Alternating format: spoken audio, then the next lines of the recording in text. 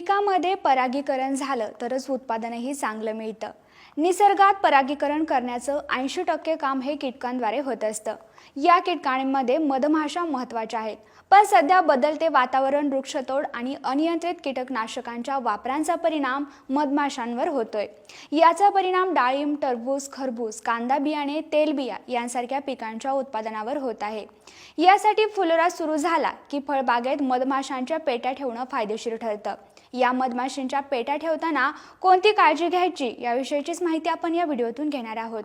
नमस्कार, मी निकिता पाटील आणि तुम्ही पाहताय ॲग्रोवन।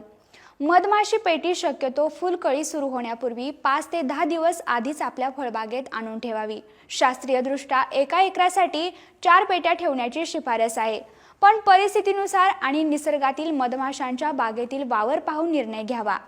पेटी मधमाशी पालकाकडून सायंकाळी अंधार पडल्यावर आणावी, म्हणजे सर्व कामकरी मधमाशा पेटीमध्ये आलेल्या असतात। पेटी घेण्यापूर्वी मधमाशी पालकाद्वारे तपासून घ्यावी। पेटी घेताना 9 ते 10 फ्रेम आहेत आणि सर्व फ्रेमवर मधमाशा आहेत याची तपासणी करूनच पेटी ताब्यात घ्यावी। पेटीचं मुख्य द्वार बंद आहे, तसंच इतर कुठूनही पेटी बाहेर मधमाशा येत नाहीत याची देखील खात्री करावी। पेटी घेऊन प्रवास करताना पेटीची आदळआपट होणार नाही याची देखील काळजी घ्यावी। पेटीबरोबर स्टँड आणि स्टीलच्या वाट्या मधमाशी पालकाकडून घ्याव्यात। रात्रीच्या वेळी मधमाशी पेटी फळबागेत अपेक्षित जागेवर ठेवावी। पेटीचं मुख्य द्वार पूर्वेला उघडे ठेवावे। गवत किंवा झुडपाच्या फांद्याच्या पेटीला स्पर्श होऊ देऊ नये। चारही बाजूंनी पेटीला हवेशीर जागा असावी। पेटी सावलीत देखील ठेवावी। ठेवण्याची जागा सपाट, स्वच्छ आणि तणविरहित असावी। 4 विटा आणि विटेवर 4 पाण्याने भरलेल्या स्टील वाट्या ठेवल्याने मुंग्या आणि मुंग्यांचा त्रास होत नाही। वाट्यांद्वारे दिलेल्या स्टँडचे 4 पाय पाण्यात बुडतील अशा पेट्या ठेवाव्यात।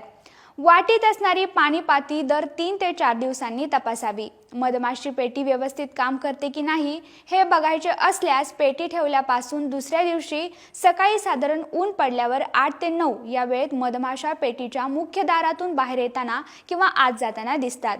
पेटीच्या मुख्य दरवाजातून मधमाशांची ये-जा दिसत नसल्यास मधमाशी पालकास त्वरित कळवावे।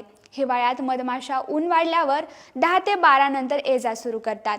बागेत फुलोरा सुरू असल्यामुळे दिवसा मित्र कीटक मधमाशांद्वारे परागीकरण होत असते। या दरम्यान बागेत कीटकनाशकांची फवारणी करू नये। फवारणीची गरज असेल तर तज्ञांच्या सल्ल्याने योग्य कीटकनाशकांची निवड करावी। योग्य वेळेत फवारणी करावी, त्यामुळे मधमाशांना त्रास होणार नाही। दररोज शेतावर चक्कर मारताना पेटी ठेवलेल्या ठिकाणाची पाहणी करावी। पाहणी दरम्यान पेटीचा मुख्य दाराजवळ 10 ते 15 मधमाशा मेलेल्या आढळल्यास मधमाशी पालकास त्वरित कळवावे। याचा अर्थ पेटी ठेवलेल्या ठिकाणाहून 1 ते 2 किलोमीटर परिघात कीटकनाशके फवारली गेल्यामुळे किंवा आजार झाल्याने मधमाशा मेल्या असल्याची शक्यता असते।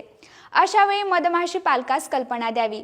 परागीकरण आणि फळ सेटिंग पूर्ण समाधानकारक झाल्यावर पेटी मधमाशी पालकास रात्री पेटीचे मुख्य द्वार बंद करून त्याच वेळी पोहोच करावी।